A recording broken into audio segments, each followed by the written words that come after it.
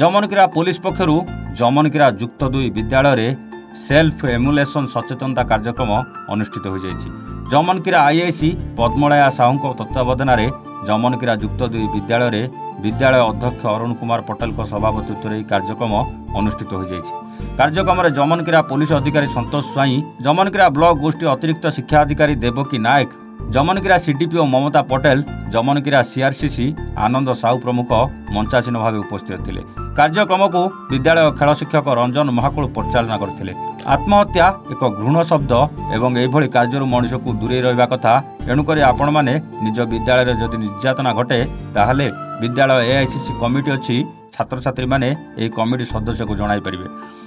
मनीष जीवन एक दुर्लभ जीवन। आपण माने भल मनीष हेबे, भल मनीष हेले समाज सुस्थ हेबो। मनीष पाखरे सुचिंतित शक्ति अच्छी। एभली अनेक सुचिंतित विचारधारा संबंध में अतिथिगण निज वक्तव्य माध्यम जणाइथिले। शेष में विद्यालय शिक्षक भावग्राही वर्गे धन्यवाद ज्ञापन करथिले।